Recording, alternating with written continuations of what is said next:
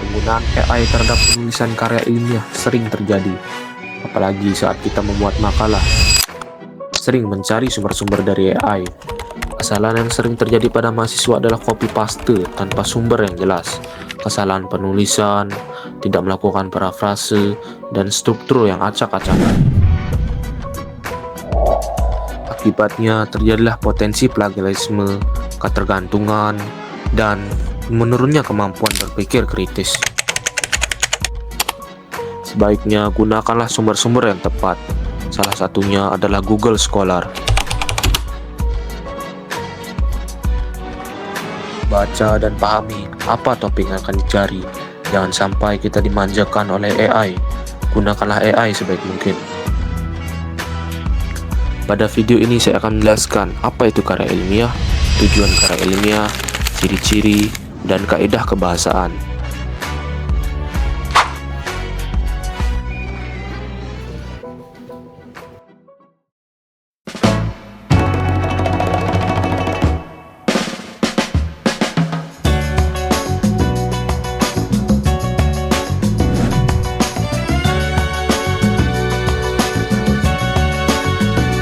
In this night, a starry sky, my baby told me with a sigh, saying words that came across. Revisi terus.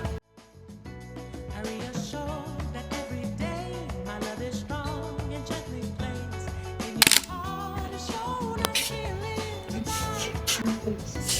Every now, every scene, Mana ya nyari contoh karya ilmiah? Apa ya karya ilmiah itu? Malah besok deadline lagi buat makalah. Kak Putu. Adi, kamu ngapain? Ya ini kak, lagi nyari contoh karya ilmiah. Apa sih pengertian karya ilmiah itu? Oh, kamu mau cari penjelasan tentang karya ilmiah? Coba aja cek di YouTube saya. let me know.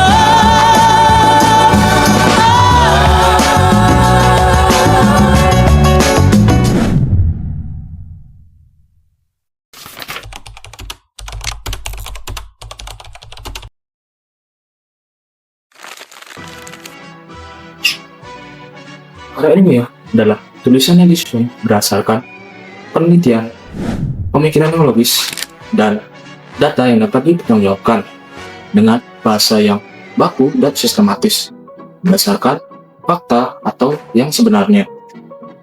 Jenis-jenis karya ilmiah. Jenis-jenis karya ilmiah ini dibagi menjadi 3. Yang pertama adalah formal, semi formal, dan populer. Yang pertama adalah formal. Formal ini strukturnya lebih lengkap, sesuai dengan kaidah kebahasaan. Biasanya ada di jenjang-jenjang pendidikan yang tinggi. Contohnya kayak skripsi, tesis, dan disertasi. Yang kedua ada semi formal. Semi formal ini formatnya itu lebih sederhana dari struktur formal. Namun data atau penelitiannya itu tetap logis. Contohnya itu kayak makalah yang biasa kita buat di perkuliahan. Terus yang kedua ada artikel ilmiah dan laporan penelitian. Terus yang ketiga jenisnya itu yaitu populer. Ya, formatnya ini lebih sederhana dan mudah dipahami, atau formatnya itu lebih bebas. Contohnya itu kayak esai dan opini. Tujuan karya pertama adalah memberikan wawasan dan pengetahuan. Kedua, menyajikan hasil penelitian yang objektif. Ketiga, melatih pemikiran yang lebih kritis dan sistematis. Keempat, memberikan solusi pada masalah-masalah tertentu. Kelima, sebagai komunikasi sarana yang ilmiah.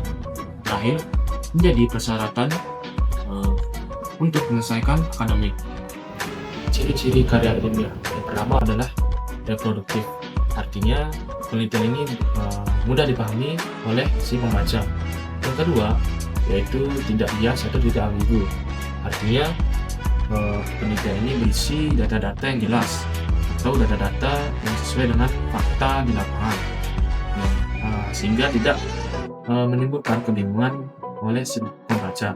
Terus yang ketiga adalah menggunakan bahasa yang baku, yaitu bahasa yang mudah dipahami oleh si pembaca. Yang keempat yaitu menggunakan kaidah keilmuan. Yang kelima adalah menggunakan kaidah keilmuan.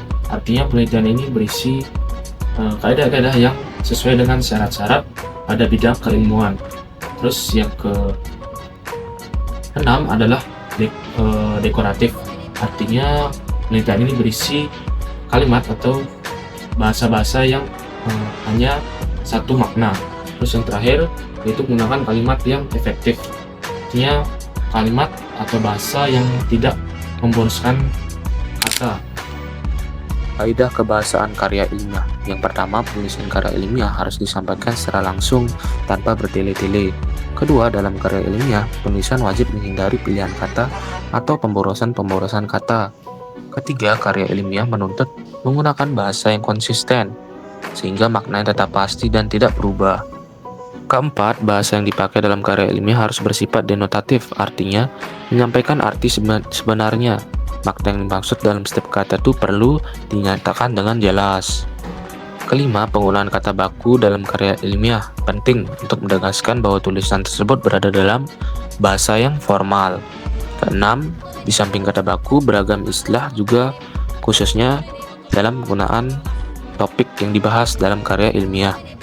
Salah satu jenis karya ilmiah yang bikin mahasiswa nangis itu adalah skripsi, ya. Baca-baca buku, cari referensi dari website sana sini. Sudah sungguh-sungguh ku kerjakan, ternyata masih saja revisi. Wahai temanku yang baik, jangan tanya wisuda kapan, cepat ataupun lambat ya, terserah aku. Yang penting ku selalu terus berdoa agar tahun ini di Ya, wisuda. skripsi. Ya, itu, aduh, jangan dipikirin sekarang dah. Fokus makalah dulu.